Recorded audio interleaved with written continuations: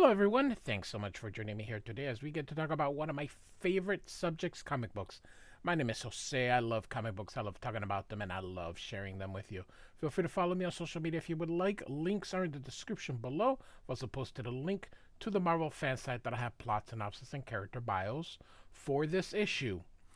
X Factor number 30 from 1988, Infectia, is in the corner box. Looking Beautiful by Walter Simonson, one of my most favorite of the comic book artists. He is in my top 10. Great cover here. We've got this cop here, and we'll see inside, and we've got Iceman and Beast here. Awesome cover. So, he's kind of wearing them like earrings. It's great cover, like I said. Yeah, I love Simonson. All right, so Kiss of Death is the title, and we got Infectia, who wants Iceman. This is before Marvel turned Iceman gay, and I do say that for real. He wasn't gay. Brian Michael Bendis decided to make him gay for publicity or for getting people.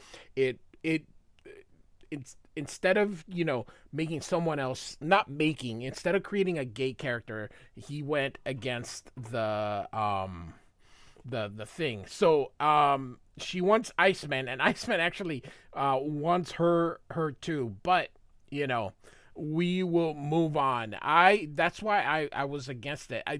This wasn't something that happened. This happened just because Brian Bendis was trying to, I don't know, do something, and anytime they want to make something, the only thing that they understand is making someone gay. So all right, so this is what she wants. She wants a mutant slave, and she is also a mutant, and Iceman is the one.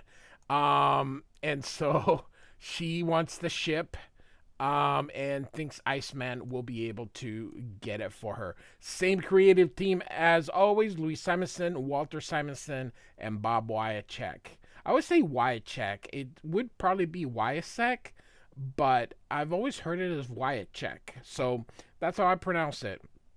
Bob Harris and Tom DeFalco continue the editorial. So she wants the ship, thinks Iceman's gonna get it for her. There we go. All right.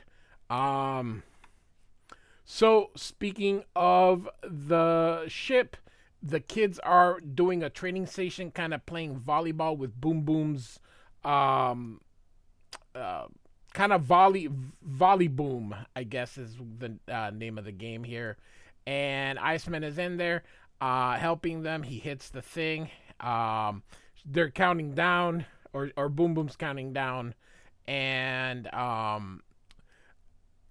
when Iceman bats it, he hits it towards Cyclops and Marvel Girl. She deflects it up with her telekinetic power, and Iceman destroys it with the optic beams, and then he yells at them, "Are you kids out of your mind?" And of course, Jean Grey is like, "Boom Boom, your time bombs are not toys. We've tried to impress on you the dangers of inherent in energy manipulation." And then Cyclops yells at Iceman and says, "They're children, but you should know better." So, and Rusty's like, "I don't know why this happened here, but he's not invisible." And it happened again here with oh, they're on the other side of the net. Okay, that's what it is. They're on the other side of the net. Okay, never mind. Good grief, we were just having a practice session, honing our powers, like you said, and even Artie's in it.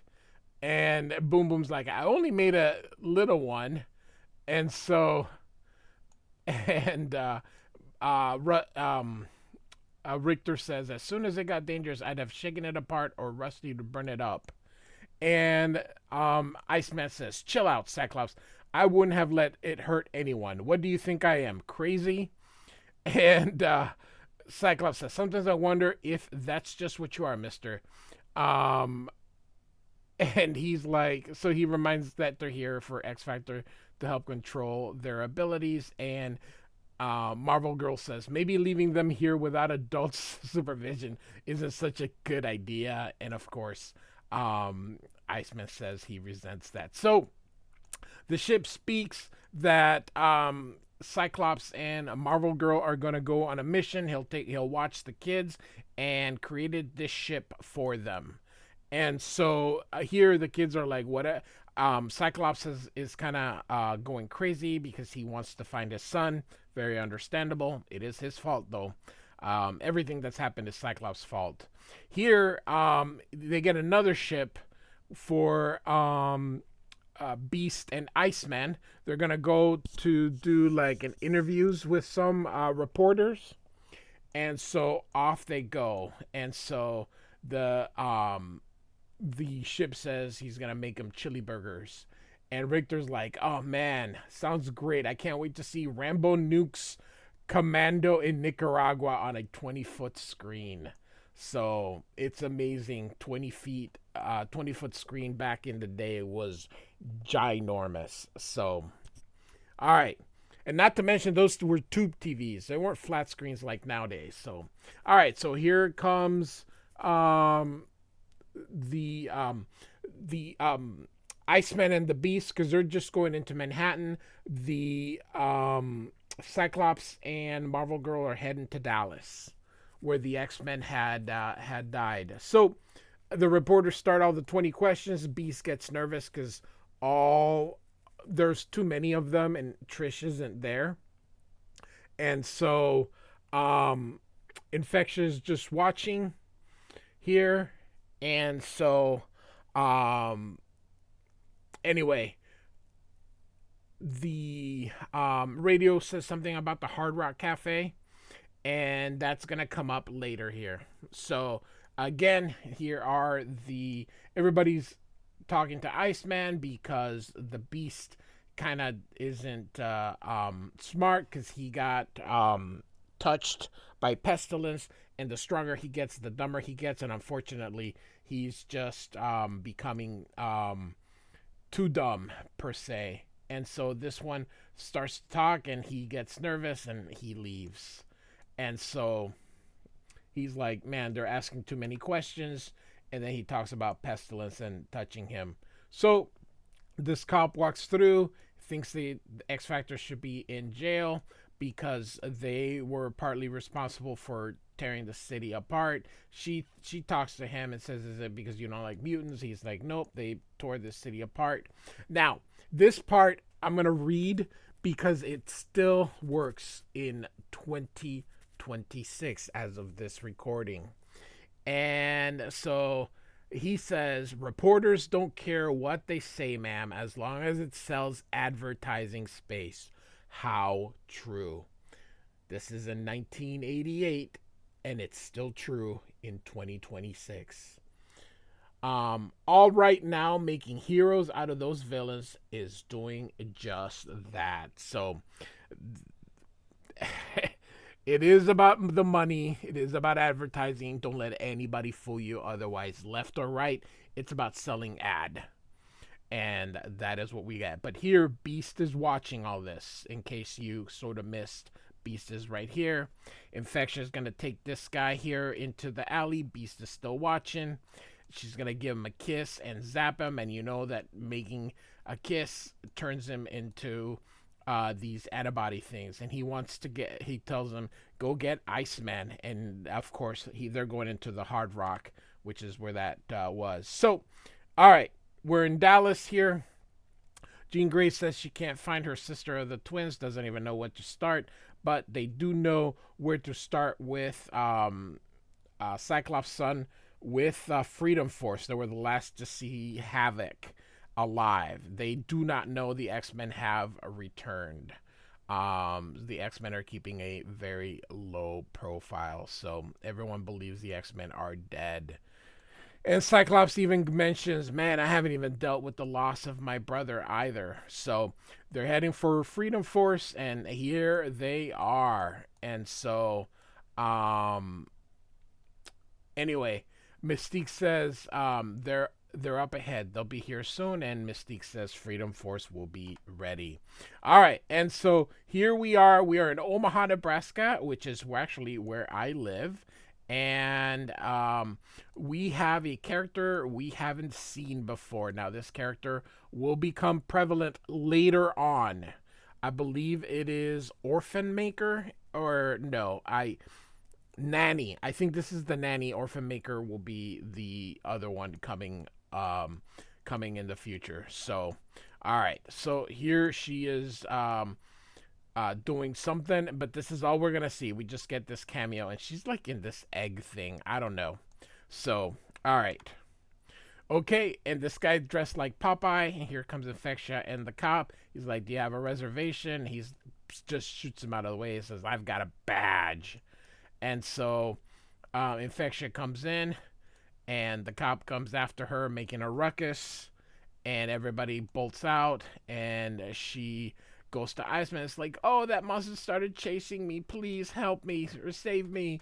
And so here he comes because he kind of fell for the trick, and Iceman is gonna try to get her. He's like, "I'm not the bad guy. You're the bad guy." And so he puts him in the ice case. Of course, he starts using his powers, and we have seen already that the more they start using their powers, they kind of burn up. And so Iceman kind of deflects and does all these kind of things. Here comes the beast, beautiful pose here, hitting him. And now between the two of them, kind of force him to kind of short circuit, and he breaks through. And so she tells him who she is. All the press here start eating them up here, and Beast knows that she did this, so he's trying to talk to Iceman, but Iceman is sort of distracted from all these things. And so here we now have Archangel, or Death. I think he's still called Death, and he's in Worthington Enterprise, and he is typing into the computer looking for Candy Southern. This guy is still there. He gets him with the things, but of course he doesn't kill him, and he wants to know if he can find Candy Southern.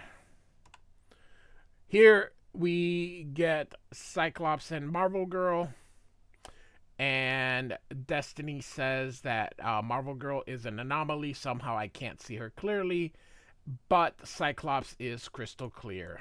And here comes the Blob, and he's like, "Are you looking for us?" And Marvel Girl is like, "As a matter of fact, we were." And Blob is like, "Are you gonna turn yourself in?" And you see that they are surrounded. So Mystique, Pyro, Stonewall, Spiral, Avalanche, Crimson Dynamo, Destiny, Super Saber, and of course Blob.